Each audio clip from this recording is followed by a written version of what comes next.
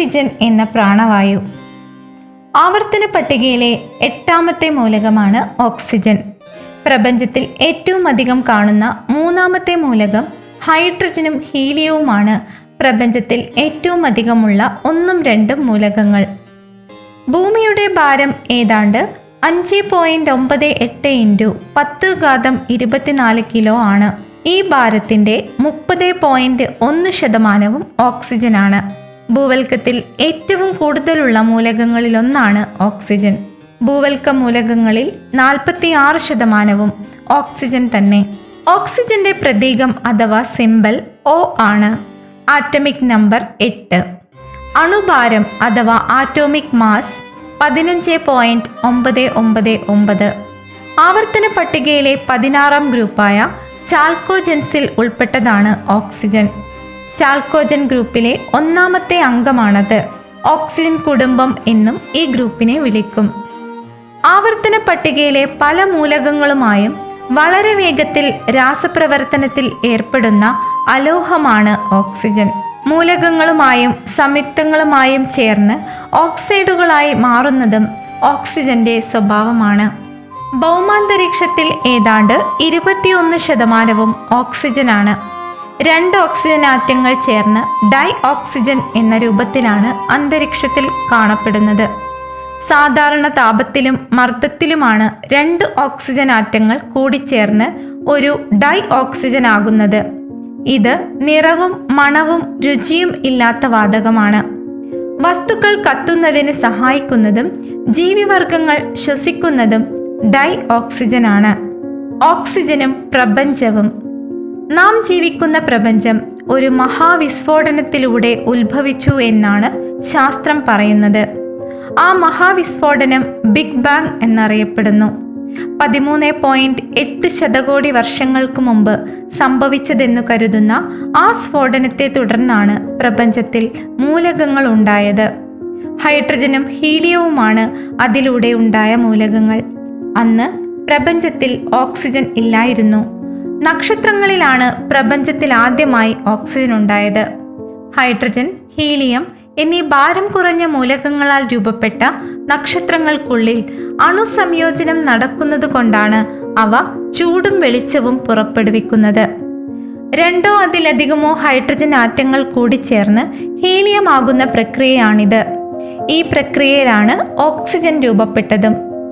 അണുസംയോജനത്തിൽ മൂലകങ്ങളുടെ അണുകേന്ദ്രങ്ങളാണ് സംയോജിക്കുന്നത്. അണുകേന്ദ്രമാണ് ഒരു മൂലകത്തെ നിർണയിക്കുക. അതിനാൽ നക്ഷത്രത്തിൽ ഹൈഡ്രജൻ അണുകേന്ദ്രങ്ങൾ ഒരു ഓക്സിജൻ അണുകേന്ദ്രം ആകുന്നതുവരെ ആവർത്തിച്ച് കൂടിച്ചേരും. വളരെ കുറഞ്ഞ അളവിലാകും ഇത് സംഭവിക്കുക. തുടർച്ചയായ അണുസംയോജനത്തിലൂടെ നക്ഷത്രങ്ങളിലെ ഹൈഡ്രജൻ തീർന്ന് അവ പൊട്ടിത്തെറിച്ച് സൂപ്പർനോവയാകും. അതോടെ അതിനുള്ളിലെ ഓക്സിജൻ ആറ്റങ്ങൾ ബഹിരാകാശത്തേക്ക് വ്യാപിക്കും. ഈ വാതക പടലങ്ങളാണ് നക്ഷത്ര സമൂഹങ്ങളായി രൂപാന്തരപ്പെടുന്നത്. ഭൂമി ഉൾപ്പെട്ട ആകാശഗംഗയിൽ ഓക്സിജൻ എത്തിയത് ഇങ്ങനെയാണ്. അന്തരീക്ഷവായു. വാതകങ്ങളുടെ മിശ്രിതമാണ് അന്തരീക്ഷവായു. ഇതിൽ 78% നൈട്രജനാണ്, 21% ഓക്സിജനും ബാക്കി 1% നിരവധി വാതകങ്ങളും ഉൾപ്പെട്ടിരിക്കുന്നു. Carbon dioxide, argon, neon, hydrogen, മറ്റു വാതകങ്ങൾ എന്നിവയാണ് 1% ഉൾപ്പെട്ടിരിക്കുന്നത്. കൂടാതെ അന്തരീക്ഷവായുവിൽ നീരാവിയുമുണ്ട്. അന്തരീക്ഷവായു മുഴുവനും വാതകമല്ല. ഇതിൽ സൂക്ഷ്മ കണികകൾ നിറഞ്ഞിട്ടുണ്ട്. ഇവയാണ് എയറസോൾസ്. പൊടി, പൂമ്പൊടി എന്നിവ എയറസോൾസിന് ഉദാഹരണമാണ്. കാറ്റടിക്കുമ്പോഴാണ് ഇവ വായുവിൽ കലരുക. കൂടാതെ മലിനീകരണം ഉണ്ടാക്കുന്ന നിരവധി സൂക്ഷ്മ കണികകളും വായുവിൽ കലർന്നിട്ടുണ്ട്. ഫോസിൽ ഇന്ധനങ്ങൾ വൻതോതിൽ കത്തിക്കുന്നതിനാൽ ഭൗമാന്തരീക്ഷത്തിലെ ഓക്സിജന്റെ അളവിൽ നേരിയ കുറവുണ്ടായിട്ടുണ്ട്. ഓക്സിജന്റെ അണുഘടന. ഓക്സിജന്റെ അണുസംഖ്യ 8 ആണ്. ഒരു ആറ്റത്തിലെ പ്രോട്ടോണുകളുടെ എണ്ണമാണ് അതിൻ്റെ അണുസംഖ്യ അഥവാ ആറ്റോമിക് നമ്പർ. ഓക്സിജന്റെ അണുകേന്ദ്രത്തിൽ 8 പ്രോട്ടോണുകളുണ്ട്. ഒരു ആറ്റത്തിൽ പ്രോട്ടോണിൻ്റെയും ഇലക്ട്രോണിൻ്റെയും എണ്ണം തുല്യമായിരിക്കും. അതിനാൽ ഒരു ഓക്സിജൻ ആറ്റത്തിൽ 8 ഇലക്ട്രോണുമുണ്ട്. ഇത് അണുകേന്ദ്രത്തിനു ചുറ്റും 2, 6 എന്ന രീതിയിൽ വിന്യസിച്ചിരിക്കും.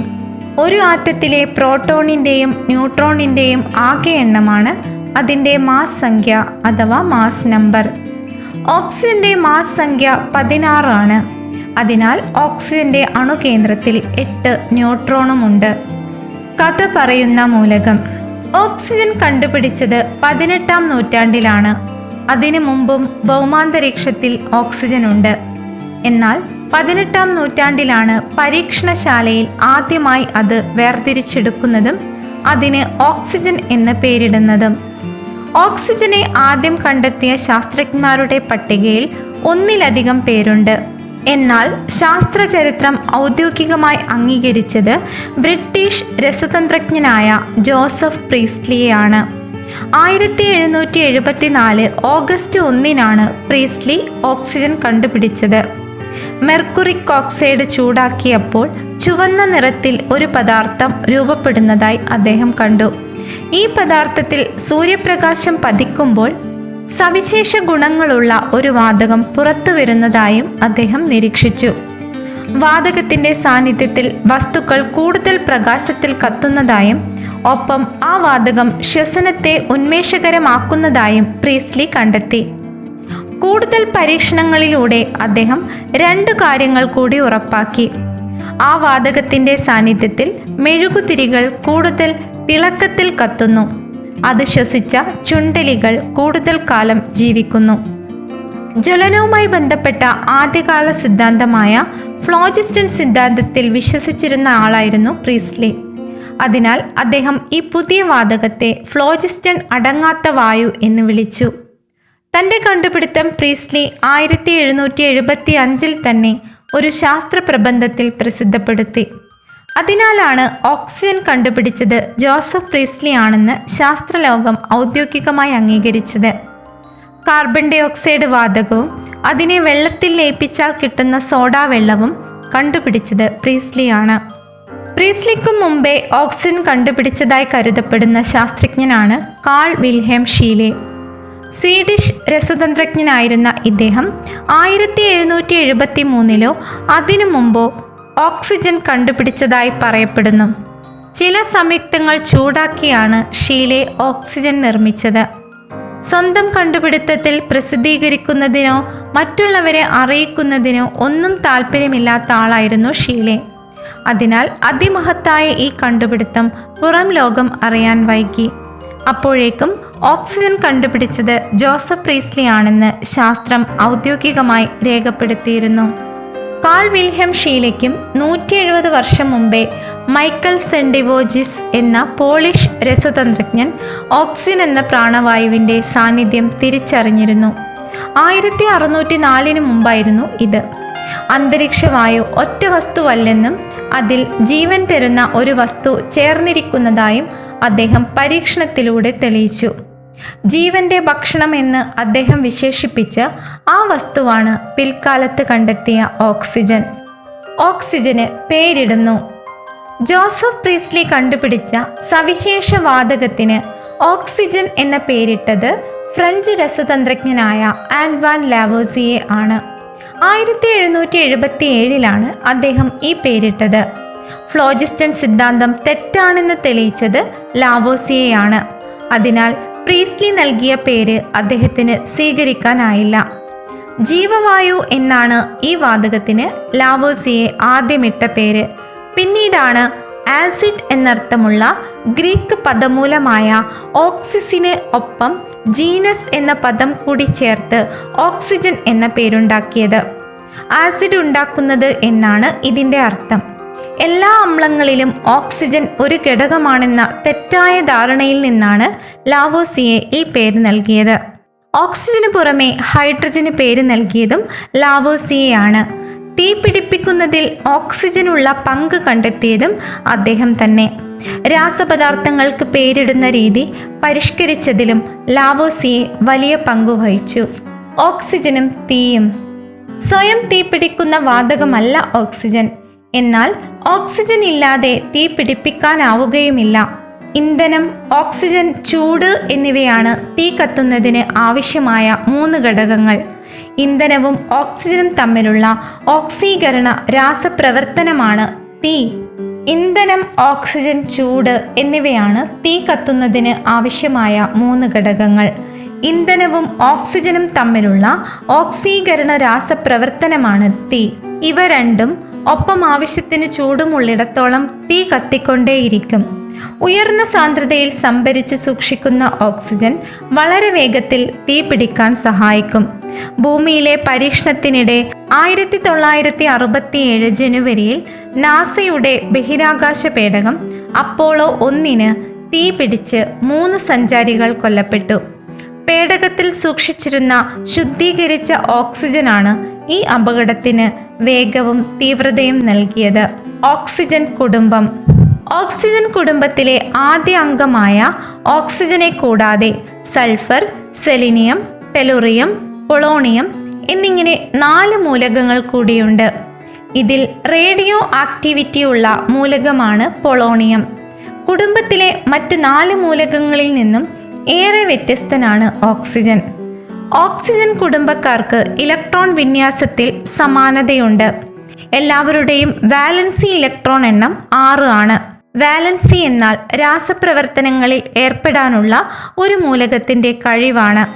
ഓക്സിജന് ഇലക്ട്രോനെഗറ്റിവിറ്റി കൂടുതലാണ്. രാസപ്രവർത്തനത്തിൽ ഏർപ്പെടുമ്പോൾ ഇലക്ട്രോണുകളെ ആകർഷിക്കാനുള്ള ഒരാറ്റത്തിന്റെ കഴിവാണ് ഇലക്ട്രോനെഗറ്റിവിറ്റി. ഈ ഗുണം കാരണം ഓക്സിജന് മറ്റു മൂലകങ്ങളുമായി വേഗത്തിൽ രാസബന്ധനം സ്ഥാപിക്കാൻ കഴിയുന്നു. അങ്ങനെ നിരവധി ഓക്സൈഡുകൾക്ക് രൂപം നൽകാൻ അതിന് സാധിക്കുന്നു. ഓക്സിജൻ ഓക്സീകരണ പ്രക്രിയയിലൂടെ പല ലോഹങ്ങളുടെയും ഉപരിതലത്തിൽ ഓക്സൈഡിന്റെ ഒരു നേർത്ത പാളി ഉണ്ടാക്കുന്നു. ഇത് ലോഹങ്ങളുടെ തേയ്മാനം തടയാൻ സഹായിക്കുന്നു. നമുക്ക് ഏറ്റവും പരിചിതമായ ഓക്സിജൻ സംയുക്തമാണ് ജലം. ഹൈഡ്രജന്റെ ഓക്സൈഡാണ് ജലം. 2 ഹൈഡ്രജൻ ആറ്റങ്ങൾ ഒരു ഓക്സിജൻ ആറ്റവുമായി കോവാലന്റ് ബന്ധത്തിലൂടെ സംയോജിച്ചാണ് ഒരു ജലതന്മാത്ര അഥവാ H2O രൂപപ്പെടുന്നത്.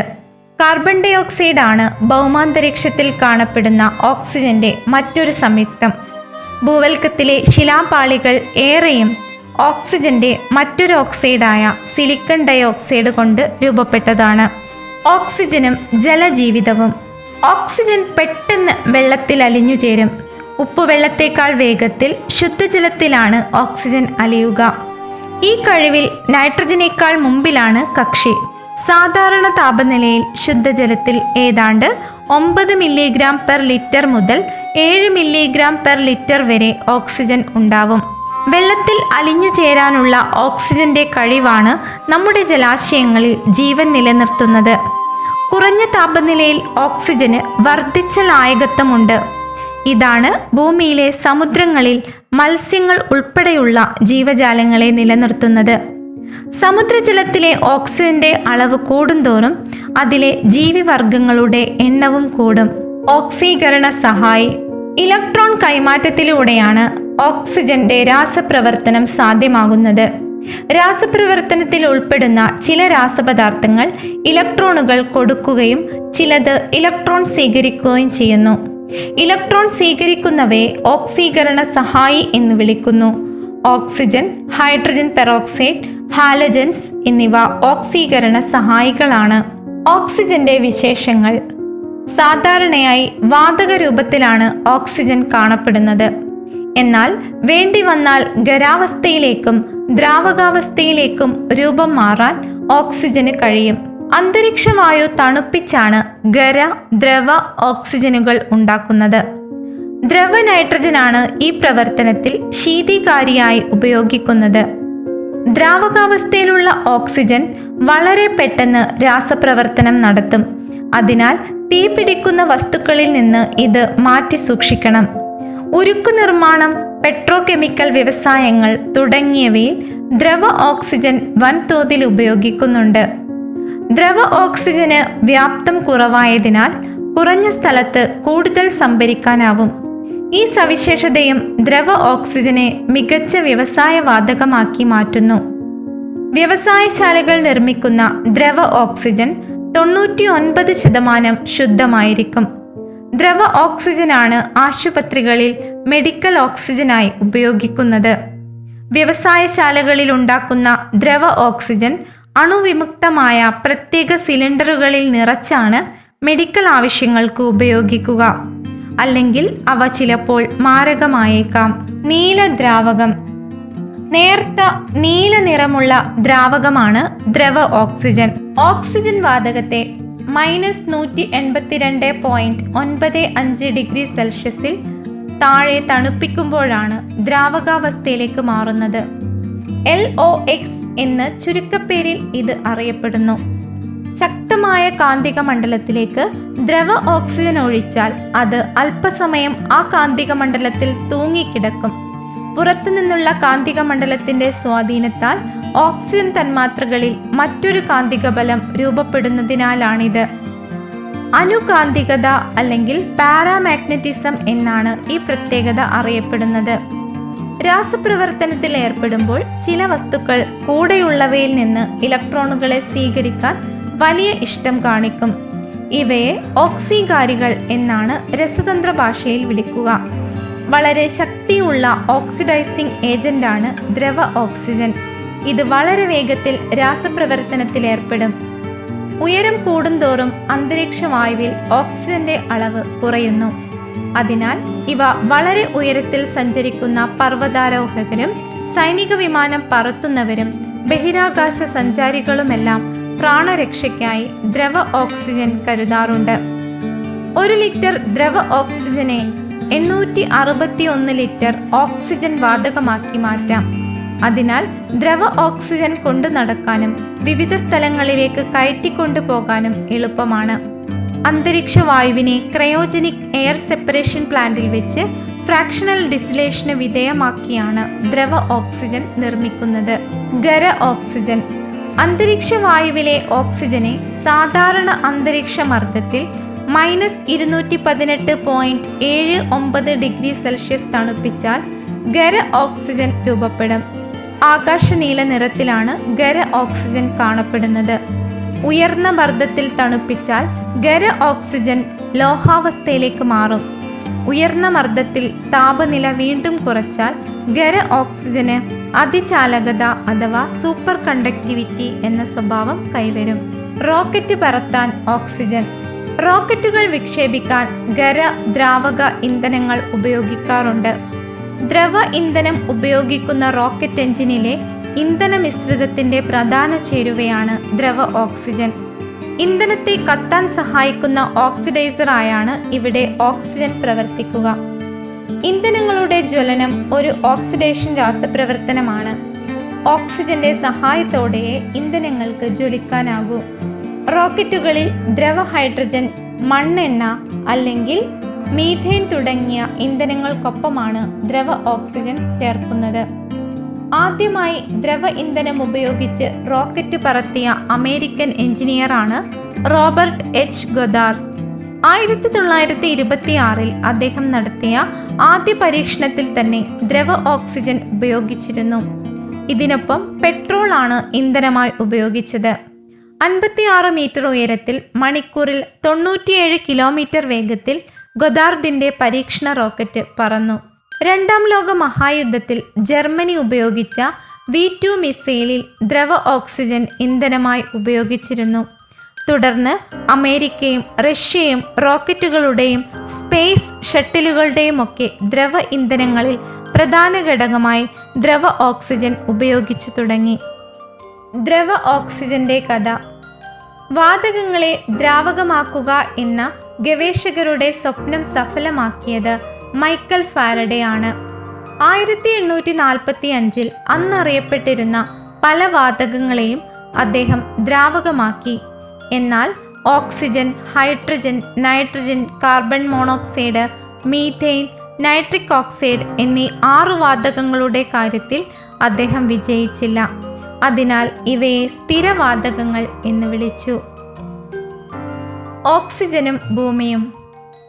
ഭാരം അടിസ്ഥാനമാക്കിയാൽ ഭൂമിയിലെ ജൈവമണ്ഡലത്തിൽ അഥവാ ബയോസ്ഫിയറിൽ ഏറ്റവും കൂടുതലുള്ള മൂലകമാണ് ഓക്സിജൻ. അന്തരീക്ഷത്തിലും കടലിലും കരയിലും ഓക്സിജൻ ഉണ്ട്.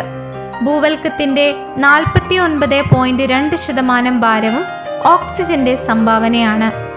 ഭൂവൽക്കത്തിൽ ഏറ്റവും അധികമുള്ള സംയുക്തം സിലിക്കൺ ഡയോക്സൈഡ് ആണ്. ഒരു സിലിക്കൺ ഡയോക്സൈഡ് തന്മാത്രയിൽ 2 ഓക്സിജൻ ആറ്റങ്ങളുണ്ട്. അതിനാലാണ് ഓക്സിജൻ ഭൂവൽക്കത്തിന്റെ ഭാരത്തിൽ പ്രധാനമാകുന്നത്. അന്തരീക്ഷത്തിലെ രണ്ടാമത്തെ പ്രധാന വാതകമാണ് ഓക്സിജൻ. അന്തരീക്ഷ വ്യാപ്തത്തിന്റെ 20.95%, ഭാരത്തിന്റെ 23.1% ഓക്സിജനാണ്. ഓക്സിജൻ സാന്ദ്രത കൂടിയ ഗ്രഹമാണ് ഭൂമി. ചൊവ്വയുടെ അന്തരീക്ഷത്തിൽ 0.1% ഓക്സിജൻ. സൂര്യന്റെ ഭാരത്തിന്റെ 0.9% ഓക്സിജനാണ്. ഭൂമിയുടെ ഓക്സിജൻ പ്ലാന്റ്. ജന്തുക്കളും സസ്യങ്ങളും ശ്വസിക്കുന്നത് അന്തരീക്ഷ വായുവിലെ ഓക്സിജൻ ആണെന്ന് പറഞ്ഞല്ലോ. എന്നാൽ ആരൊക്കെ എത്ര ശ്വസിച്ചാലും ഭൗമാന്തരീക്ഷത്തിലെ ഓക്സിജന്റെ അളവ് കുറയുന്നില്ല. പ്രകാശ സംശ്ലേഷണം എന്ന സൂത്രമാണ് ഇതിനു പിന്നിൽ. ഹരിതകമുള്ള സൂക്ഷ്മ പ്ലവകങ്ങളിലും സസ്യങ്ങളിലും നടക്കുന്ന രാസപ്രവർത്തനമാണിത്. ഈ പ്ലവകങ്ങളെയും സസ്യങ്ങളെയും ചേർത്ത് ഭൂമിയുടെ ഓക്സിജൻ പ്ലാന്റ് എന്ന് വിളിക്കാം. സൂര്യപ്രകാശത്തിന്റെ സാന്നിധ്യത്തിൽ പച്ചിലകൾ കാർബൺ ഡൈ ഓക്സൈഡും വെള്ളവും ഉപയോഗിച്ച് അവയ്ക്കുള്ള ഭക്ഷണം അഥവാ കാർബോഹൈഡ്രേറ്റ് ഉണ്ടാക്കുന്നു. ഈ പ്രവർത്തനമാണ് പ്രകാശ സംശ്ലേഷണം. ഈ രാസപ്രവർത്തനത്തിന്റെ ഫലമായി പുറന്തള്ളുന്ന മാലിന്യമാണ് ഓക്സിജൻ. സസ്യങ്ങൾക്ക് മാത്രമല്ല, ചില സൂക്ഷ്മ ജീവജാലങ്ങൾക്കും പ്രകാശ സംശ്ലേഷണത്തിന് സാധിക്കും. സൂക്ഷ്മജീവികളായ ആൽഗകൾ, സൈനോബാക്ടീരിയ എന്നിവയാണിവ. ഇവയെയാണ് ഹരിതകമുള്ള സൂക്ഷ്മ പ്ലവകങ്ങൾ എന്ന് വിളിക്കുന്നത്. സസ്യങ്ങൾ ഉണ്ടാകും മുമ്പ് ഭൂമിയിൽ ഓക്സിജൻ ഉൽപ്പാദിപ്പിച്ചിരുന്നത് ഏകകോശ ജീവികളായ ഈ സൈനോബാക്ടീരിയകളാണ്. പ്രകാശ സംശ്ലേഷണം ഭൂമിയിൽ ആരംഭിക്കും മുമ്പ് ഭൗമാന്തരീക്ഷത്തിൽ സ്വതന്ത്ര ഓക്സിജൻ ഇല്ലായിരുന്നു. എന്നാണ് പ്രകാശ സംശ്ലേഷണം തുടങ്ങിയതെന്ന് കൃത്യമായി അറിയില്ല. 460 കോടി വർഷങ്ങൾക്ക് മുമ്പാണ് ഭൂമി ഉണ്ടായത്. 340 കോടി വർഷങ്ങൾക്ക് മുമ്പ് പ്രകാശ സംശ്ലേഷണത്തിന് കഴിവുള്ള ബാക്ടീരിയ ഭൂമിയിൽ പ്രത്യക്ഷപ്പെട്ടതായി കരുതുന്നു. 270 കോടി വർഷങ്ങൾക്ക് മുമ്പാണ് ഇവ ഭൂമിയിലേക്ക് ആദ്യമായി ഓക്സിജൻ പുറന്തള്ളിയത്. അന്നിത് വലിച്ചെടുത്ത് ശ്വസിക്കാൻ ഭൂമിയിൽ ആരുമില്ലായിരുന്നു. അതിനാൽ ഈ ഓക്സിജൻ സമുദ്രാന്തർഭാഗത്ത് ഇരുമ്പുമായി പ്രതിപ്രവർത്തിച്ച് അയൺ ഓക്സൈഡായി അടിഞ്ഞുകൂടി. അയൺ ഓക്സൈഡിന്റെ വർദ്ധിച്ച സാന്നിധ്യം മൂലം അക്കാലത്ത് സമുദ്രങ്ങൾക്ക് ചുവന്ന നിറമായിരുന്നു. ഭൂമിയിലെ ഓക്സിജന്റെ ഉൽപാദക കുത്തക സസ്യങ്ങൾക്കാണ്. പക്ഷേ മറ്റെല്ലാ ജീവജാലങ്ങളെയും പോലെ അവയ്ക്കും നിലനിൽക്കാൻ ഓക്സിജൻ വേണം. സസ്യകോശങ്ങളുടെ പ്രവർത്തനത്തിന് പ്രാണവായു അത്യാവശ്യമാണ്. ജീവികളെ പോലെ സസ്യങ്ങളും ഓക്സിജൻ ശ്വസിക്കുന്നുണ്ട്. എന്നാൽ അവയ്ക്ക് ശ്വസനേന്ദ്രിയമില്ലെന്ന് മാത്രം. ഇലകളും തണ്ടും വേരുകളും വഴിയാണ് അവയുടെ ശ്വസനം. സ്റ്റൊമാറ്റ, ലെൻറ്റിസെൽസ് എന്നീ ഭാഗങ്ങളാണ് അവ വാതക വിനിമയത്തിന് ഉപയോഗിക്കുന്നത്. ഇലകളിലെ സൂക്ഷ്മ സുഷിരങ്ങളാണ് സ്റ്റൊമാറ്റ. ഇലകളിലൂടെ ശ്വസിക്കാൻ ഈ സുഷിരങ്ങൾ ഉപയോഗിക്കുന്നു. തണ്ടും വേരുകളും വഴിയുള്ള ശ്വസനത്തിന് ലെൻറ്റിസെൽസ് ഉപയോഗിക്കുന്നു. സൂര്യപ്രകാശത്തിന്റെ സാന്നിധ്യത്തിലാണ് പ്രകാശ സംശ്ലേഷണം നടക്കുന്നത്. അപ്പോൾ സസ്യകോശങ്ങളിൽ ഓക്സിജന്റെ സാന്നിധ്യമുണ്ടാകും. അതിനാൽ പകൽ സസ്യങ്ങൾക്ക് അന്തരീക്ഷത്തിൽ നിന്ന് ഓക്സിജൻ വലിച്ചെടുക്കേണ്ട ആവശ്യം വരാറില്ല. എന്നാൽ രാത്രിയിൽ പ്രകാശ സംശ്ലേഷണം നടക്കാത്തതിനാൽ ഇവയും അന്തരീക്ഷത്തിൽ നിന്ന് ഓക്സിജൻ ശ്വസിക്കും. ജൈവവസ്തുക്കളിലെ പ്രധാന ചേരുവയാണ് ഓക്സിജൻ. ജീവികളിലെ പ്രോട്ടീൻ, ന്യൂക്ലിക് ആസിഡുകൾ, കാർബോഹൈഡ്രേറ്റുകൾ, കൊഴുപ്പുകൾ എന്നിവയിൽ ഓക്സിജൻ ഉണ്ട്. എല്ല്, പല്ല്, പുറന്തോട് എന്നിവയിലും ഓക്സിജൻ കാണാം. ജീവികളുടെ ഭാരത്തിന്റെ പ്രധാന ഭാഗം വെള്ളമാണ്. വെള്ളത്തിന്റെ ഭാരത്തിൽ കൂടിയ പങ്ക് ഓക്സിജനും. ഓക്സിജൻ ചക്രം. നമുക്ക് ലഭ്യമായ അറിവ് വെച്ച് പ്രപഞ്ചത്തിലെ ഏറ്റവും വലിയ ഓക്സിജൻ കലവറയാണ് ഭൂമി. ഭൂമിയിൽ ഓക്സിജന്റെ പ്രധാന സംഭരണികൾ അന്തരീക്ഷം, ജൈവമണ്ഡലം, ശിലാമണ്ഡലം എന്നിവയാണ്. ഈ 3 സംഭരണികൾക്കിടയ്ക്കും അവ തമ്മിലും നടക്കുന്ന ഓക്സിജന്റെ കൈമാറ്റമാണ് ഓക്സിജൻ ചക്രം അഥവാ ഓക്സിജൻ സൈക്കിൾ എന്നറിയപ്പെടുന്നത്. ഈ കൈമാറ്റത്തിനിടയിൽ ഓക്സിജൻ സ്വതന്ത്രാവസ്ഥയിലും ജലത്തിൽ ലയിച്ചും അയോണുകൾ, ഓക്സൈഡുകൾ എന്നീ രൂപത്തിലുമാണ് കാണപ്പെടുന്നത്. ഓക്സിജൻ ചക്രം ചലിപ്പിക്കുന്ന പ്രധാന ഘടകം പ്രകാശ സംശ്ലേഷണമാണ്. ഇതുവഴിയാണ് അന്തരീക്ഷത്തിലേക്ക് ഓക്സിജൻ എത്തുന്നത്. ജൈവമണ്ഡലത്തിലെ സസ്യങ്ങളിലാണ് ഇത് നടക്കുക. സസ്യങ്ങൾ അന്തരീക്ഷത്തിൽ നിന്ന് കാർബൺ ഡൈ ഓക്സൈഡും ശിലാമണ്ഡലത്തിൽ നിന്ന് വെള്ളവും വലിച്ചെടുത്താണ് ഓക്സിജൻ നിർമ്മിക്കുന്നത്. ശ്വസനം, അഴുകൽ, കത്തൽ എന്നീ 3 പ്രക്രിയകളിലൂടെ അന്തരീക്ഷത്തിലെ ഓക്സിജൻ ഇല്ലാതാകുന്നു. സസ്യങ്ങൾ പുറത്തുവിടുന്ന ഓക്സിജൻ ജീവികൾ ശ്വസനത്തിലൂടെ ആഗിരണം ചെയ്ത് കാർബൺ ഡൈ ഓക്സൈഡ് പുറത്തുവിടുന്നു. ഈ പ്രവർത്തനം ഒരു ചക്രം പോലെ തുടരും. ഇതാണ് ഓക്സിജൻ ചക്രം എന്നറിയപ്പെടുന്നത്. ഭൂമിയിലെ ഓക്സിജന്റെ ഉയർന്ന അളവിന് കാരണം ഓക്സിജൻ ചക്രമാണ്. ഐസോടോപ്പുകൾ. മൂലകങ്ങളുടെ അപരന്മാരാണ് ഐസോടോപ്പുകൾ. പ്രോട്ടോണിന്റെയും ഇലക്ട്രോണിന്റെയും എണ്ണം തുല്യവും ന്യൂട്രോണുകളുടെ എണ്ണം വ്യത്യസ്തവുമായ മൂലക രൂപങ്ങളാണിവ. ഓക്സിജന് സ്ഥിരതയുള്ള 3 ഐസോടോപ്പുകളും സ്ഥിരതയില്ലാത്ത 14 ഐസോടോപ്പുകളുമുണ്ട്. 16 ഓക്സിജൻ, 17 ഓക്സിജൻ, 18 ഓക്സിജൻ എന്നിവയാണ് സ്ഥിര ഐസോടോപ്പുകൾ. ഇതിൽ സാധാരണ ഓക്സിജനായ 16 ഓക്സിജനാണ് കൂടുതലായി കാണപ്പെടുന്നത്. ഓക്സിജന്റെ അസ്ഥിര ഐസോടോപ്പുകൾ റേഡിയോ ആക്റ്റീവ് സ്വഭാവമുള്ളവയാണ്. ഓക്സിജന്റെ സഹോദരൻ. പ്രാണവായു അഥവാ സാധാരണ ഓക്സിജൻ എന്നാൽ 2 ഓക്സിജൻ ആറ്റങ്ങൾ ചേർന്നുള്ള തന്മാത്രയാണ്. ഓക്സിജൻ ആറ്റത്തിന് സ്വതന്ത്രമായി നിലനിൽക്കാൻ സാധിക്കില്ലാത്തത് കൊണ്ടാണ് അവർ ഇരട്ടകളായി നിൽക്കുന്നത്. എന്നാൽ ഈ രൂപത്തിലല്ലാതെയും ഓക്സിജനെ കാണാം. 3 ആറ്റങ്ങൾ ചേർന്നുള്ള ഈ തന്മാത്രയെ ഓസോൺ അഥവാ O3 എന്ന് വിളിക്കുന്നു. ഇത്തരം അപരൂപങ്ങളെ അലോട്രോപ്പ് എന്നാണ് വിളിക്കുന്നത്. ട്രൈ ഓക്സിജൻ എന്നും അറിയപ്പെടുന്ന ഓസോൺ ഭൗമാന്തരീക്ഷത്തിലെ മുകൾ തട്ടായ സ്ട്രാറ്റോസ്ഫിയറിലാണ് രൂപപ്പെടുന്നത്. സാധാരണ ഓക്സിജനോട് ഒരു ഓക്സിജൻ ആറ്റം ചേരുമ്പോൾ ഓസോൺ ഉണ്ടാകുന്നു. ഭൗമാന്തരീക്ഷത്തിലെ ഡൈ ഓക്സിജൻ അൾട്രാ വയലറ്റ് വികിരണമേറ്റ് വിഘടിച്ചാണ് ഇതിനുള്ള ഓക്സിജൻ ആറ്റം ഉണ്ടാകുന്നത്. സൂര്യപ്രകാശത്തിലെ മാരകമായ അൾട്രാ വയലറ്റ് രശ്മികളെ ഭൗമാന്തരീക്ഷത്തിലേക്ക് കടക്കാതെ ചെറുക്കുന്ന വാതകപാളിയാണ് ഓസോൺ. ഇത് ഭൂമിയിലെ ജൈവമണ്ഡലത്തെ ഒരു കുട പോലെ സംരക്ഷിക്കുന്നു.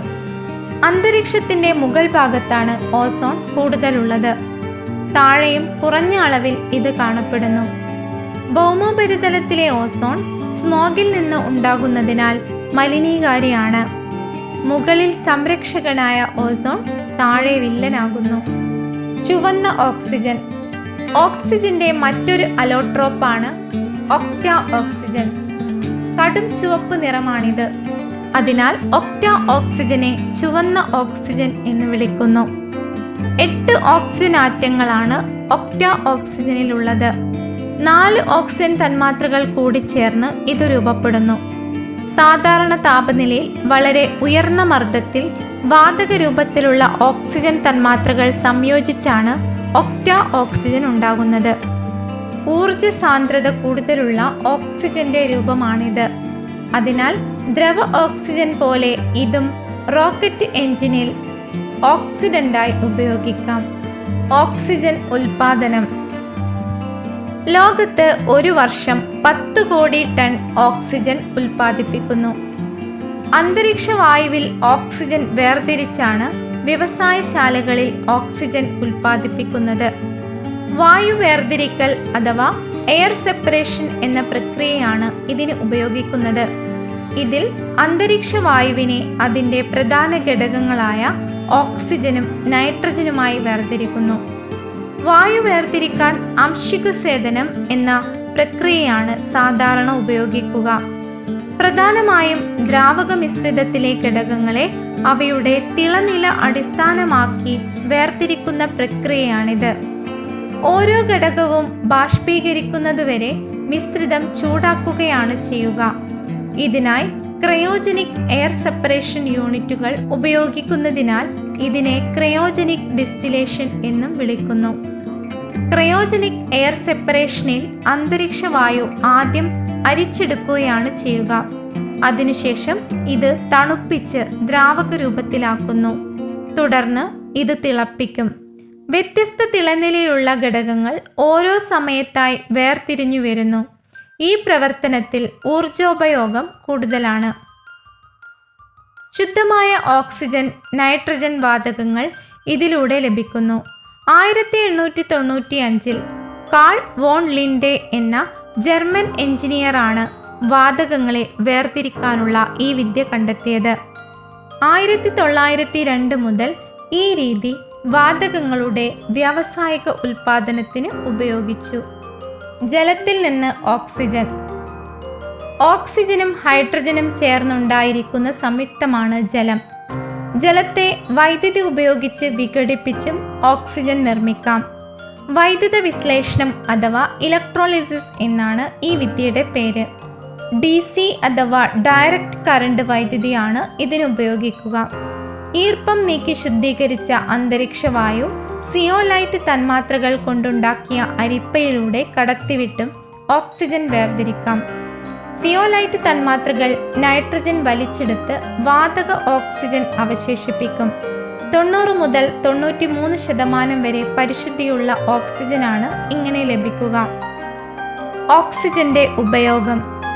വാണിജ്യാടിസ്ഥാനത്തിൽ ഉൽപ്പാദിപ്പിക്കുന്ന ഓക്സിജന്റെ 55% ഉരുക്കു വ്യവസായത്തിലാണ് ഉപയോഗിക്കുന്നത്.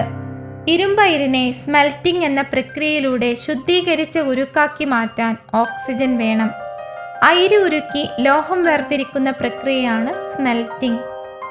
ഉരുക്കിയ ഇരുമ്പിലേക്ക് ഓക്സിജൻ ഉയർന്ന മർദ്ദത്തിൽ കടത്തിവിട്ടാണ് ഇത് ചെയ്യുന്നത്.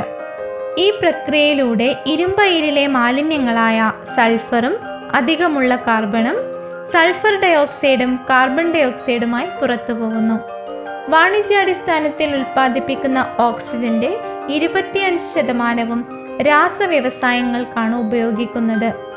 ഓക്സിജൻ എഥിലീനുമായി ചേർത്താണ് പോളിയസ്റ്റർ, പ്ലാസ്റ്റിക് തുടങ്ങിയ നിരവധി വസ്തുക്കളുടെ അസംസ്കൃത പദാർത്ഥം ഉണ്ടാക്കുന്നത്. ബാക്കിയുള്ള ഓക്സിജനിൽ പ്രധാന ഭാഗം മെഡിക്കൽ ഓക്സിജനായി ആരോഗ്യ മേഖലയിലാണ് ഉപയോഗിക്കുന്നത്. ലോഹങ്ങൾ മുറിക്കാനും വെൽഡ് ചെയ്യാനും റോക്കറ്റ് ഇന്ധനവുമായൊക്കെ ഓക്സിജൻ ആവശ്യമുണ്ട്.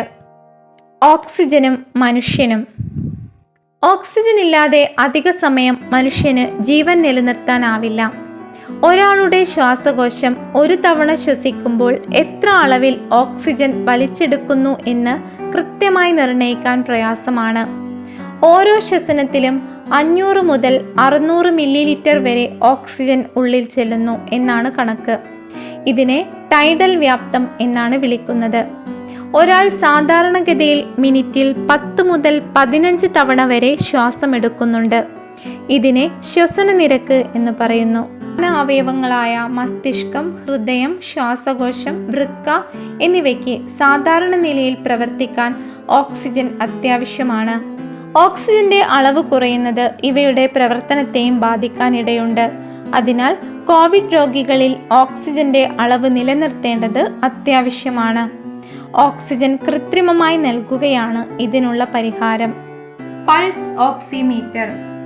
കോവിഡ് കാലത്ത് വിൽപ്പന വർദ്ധിച്ച ഉപകരണമാണ് പൾസ് ഓക്സിമീറ്റർ. രക്തത്തിലെ ഓക്സിജന്റെ സാന്ദ്രത അളക്കാൻ ഉപയോഗിക്കുന്ന ചെറിയ ഉപകരണമാണിത്. ക്ലിപ്പ് പോലുള്ള ഈ ഉപകരണം ചൂണ്ടുവിരലിന്റെ അറ്റത്ത് വെച്ചാണ് ഓക്സിജന്റെ അളവ് നോക്കുന്നത്. രക്തത്തിലെ ഓക്സിജന്റെ അളവ് കുറയുന്ന അവസ്ഥയായ ഹൈപ്പോക്സീമിയ കണ്ടെത്താൻ പൾസ് ഓക്സിമീറ്റർ ഉപയോഗിക്കുന്നു. ഒരു മോണിറ്ററും പ്രോബുമാണ് ഇതിലുള്ളത്. 2 പ്രധാന അളവുകളാണ് പൾസ് ഓക്സിമീറ്റർ കാണിക്കുന്നത്: ഹൃദയമിടിപ്പിന്റെ തോതും ഓക്സിജൻ സാന്ദ്രതയും. മിനിറ്റിൽ 60 മുതൽ 100 വരെയാണ് ഹൃദയമിടിപ്പിന്റെ സുരക്ഷിത റേഞ്ച്. ആരോഗ്യമുള്ള ഒരു വ്യക്തിയുടെ രക്തത്തിലെ ഓക്സിജന്റെ അളവ് 95% മുതൽ 100% വരെ ആയിരിക്കും. ക്രയോജനിക് സംഭരണികൾ. ഓക്സിജൻ സൂക്ഷിക്കുന്നതിനും ഒരു സ്ഥലത്തു നിന്ന് മറ്റൊരിടത്തേക്ക് കൊണ്ടുപോകുന്നതിനും ഉപയോഗിക്കുന്നതാണ് ക്രയോജനിക് സംഭരണികൾ. ഇതിന് അഗ്നി പ്രതിരോധ ശേഷിയുണ്ട്. രാജ്യാന്തര നിലവാരത്തിലാണ് ഇത്തരം സംഭരണികൾ നിർമ്മിക്കുന്നത്. ഓക്സിജൻ മാത്രമല്ല, മറ്റ് ക്രയോജനിക് ദ്രാവകങ്ങളും സംഭരിക്കാൻ ഇത് ഉപയോഗിക്കും. -150°C അതിലും താഴെയോ ഉള്ള താപനിലയിൽ സൂക്ഷിച്ചിരിക്കുന്ന ദ്രാവക രൂപത്തിലുള്ള വാതകങ്ങളാണ് ക്രയോജനിക് ദ്രാവകങ്ങൾ. Oxygen therapy. ചികിത്സയ്ക്ക് വേണ്ടി ഓക്സിജൻ ഉപയോഗിക്കുന്നതാണ് ഓക്സിജൻ തെറാപ്പി. രക്തത്തിലെ ഓക്സിജന്റെ അളവ് കുറയുമ്പോഴാണ് ഓക്സിജൻ ചികിത്സ നൽകുന്നത്. കാർബൺ മോണോക്സൈഡ് പോലുള്ള വിഷവാതകങ്ങൾ ശ്വസിച്ചുണ്ടാകുന്ന അപകട ചികിത്സയ്ക്കും ഓക്സിജൻ ചികിത്സ നൽകാറുണ്ട്. 1917 മുതൽ ഓക്സിജൻ ഔഷധമായി ഉപയോഗിക്കുന്നുണ്ട്. ലോകാരോഗ്യ സംഘടന അവശ്യ മരുന്നുകളുടെ പട്ടികയിലാണ് ഓക്സിജനെ ഉൾപ്പെടുത്തിയിരിക്കുന്നത്. കോശങ്ങളിലെ പ്രവർത്തനങ്ങൾക്ക് ഓക്സിജൻ അനിവാര്യമാണ്. എന്നാൽ ശരീരത്തിൽ ഓക്സിജന്റെ അളവ് കൂടുന്നത് ഓക്സിജൻ വിഷബാധയ്ക്ക് കാരണമായേക്കാം. ഇത് ശ്വാസകോശങ്ങളെ നശിപ്പിക്കും.